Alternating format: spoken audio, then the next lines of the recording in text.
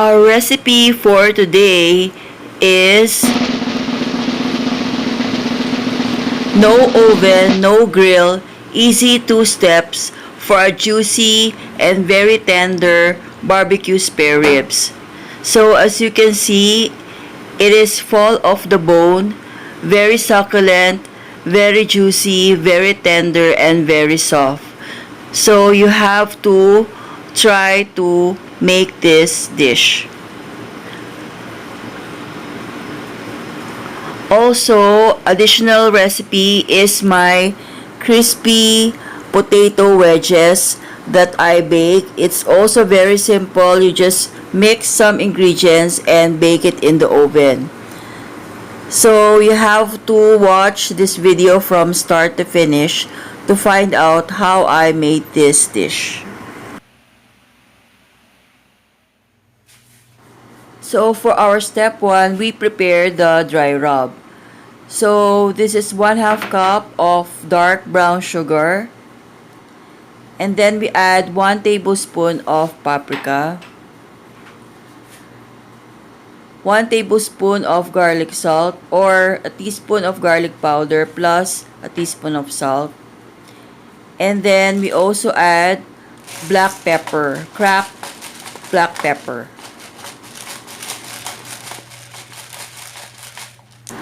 Okay, for the last one, this is optional, 1 teaspoon of MSG. It's up to you if you like to add this or not. Okay, so we'll just sprinkle a little bit of MSG. And then we will just whisk and combine everything together. Okay, and after combining it, let's get our 1/2 slab of pork baby back ribs. So we will rub this all over front and back. So this is the way how to rub it. Okay, with the use of gloves, we will rub it like this, and then at the other side. Okay, so all over. So we're going to marinate this for 30 minutes. Okay, at least 30 minutes or more if you have time. But 30 minutes is just enough. My mom has cooked for us, her family, all her life. Until one day, Alzheimer's disease took away all her recipes, but not in my heart. Sharing her simple yet delicious recipes to all. Ma, this is for you.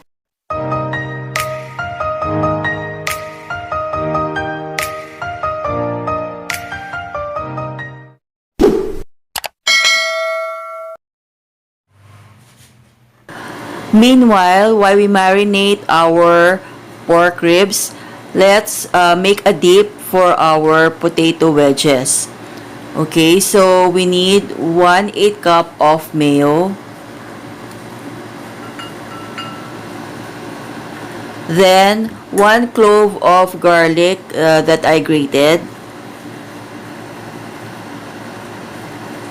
Then 1/2 teaspoon of garlic salt or salt.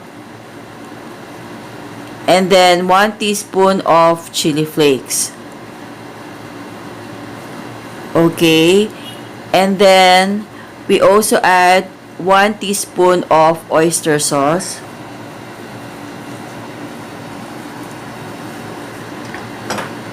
And then lastly, we'll add 1 tablespoon of milk. So we'll just combine all of this together, and then we can chill it in the ref. Okay, now I have here with me 1 large potato. So I will slice this in the middle, and then we'll cut it into wedges like this one. Okay, so with this potato wedges, we'll add some herbs. Any kind of herbs that you have at home, you can add this. So I have rosemary leaves, so I add rosemary leaves. It's up to you, maybe around just a teaspoon or 2. And then I also have dried parsley in my cabinet, so I'm adding dried parsley. Okay. And then I'll add some black pepper. Okay, so there's no amount to this. It's up to you how much herbs or black pepper you like. And then I add 1 teaspoon of garlic salt or just plain salt. If you don't have any herbs, just salt and pepper will do. And then if you want it to be spicy, you can add red pepper or chili flakes to your potatoes. And then lastly, to bind all the herbs together, we'll drizzle some olive oil. Okay, so that the herbs and the salt and pepper will cling to the potato. Okay, so just a drizzle of olive oil will do, and we mix this very well. We coat this very well. Okay, so back now to our spare ribs. So we marinated this for 30 minutes. So let's prepare our barbecue sauce. This is 1 cup of barbecue sauce. Any brand of barbecue sauce that you like or love. Okay, so a prepared barbecue sauce will do.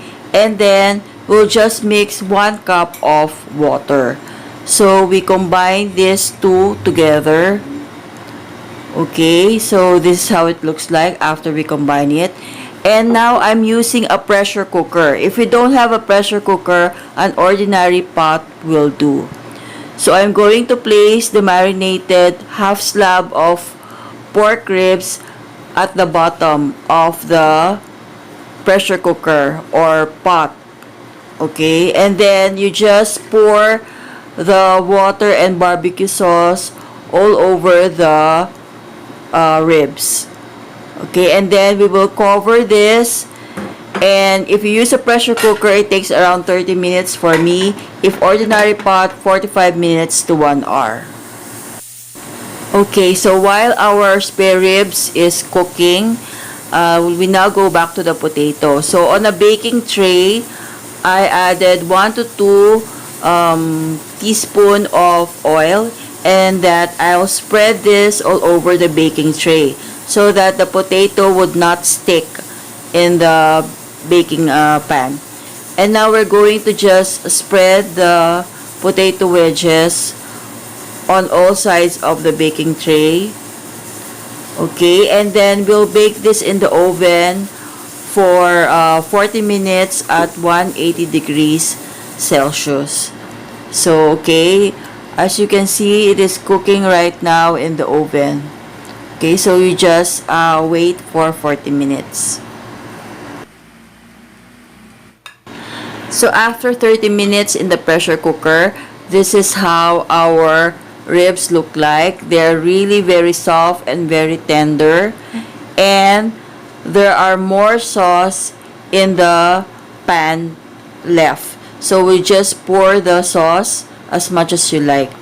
And now here is the potato wedges after it was baked for 40 minutes, and it looks so crispy and really cooked very well. So this is our spare ribs. As you can see, it is so soft. I feel like I'm cutting a cake or a soft bread. Okay, that's how soft it is. And it is so succulent and very tender too. Okay, so there you go. And I can't resist not tasting it. So I took the last part of the spare ribs and I tasted it, and it's so good. You can't believe it's like a restaurant quality spare ribs. Okay, so this is how it looks like. You can garnish it with spring onions. So that is the dip for our potato wedges, and those are the spare ribs. Okay, so I hope you do this at home. Thank you for watching, And I see you on our next episode. Bye!